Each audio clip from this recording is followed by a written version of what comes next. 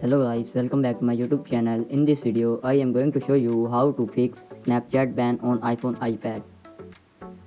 So guys, first of all, you have to open your mobile phone settings and check your Wi-Fi.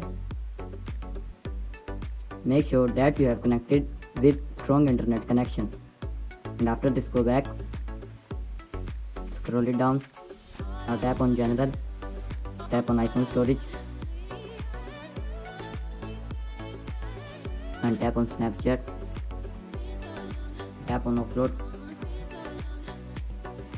After doing offload, you need to reinstall again from App Store and logging again your account. Go back. Now tap on software update your iPhone to latest iOS version. After this, you need to go back.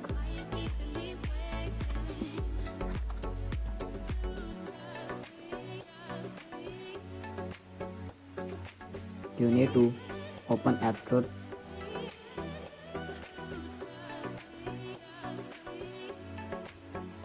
Tap on search bar, search Snapchat app.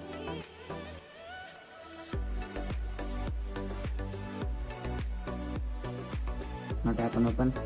You need to update your Snapchat app and go back.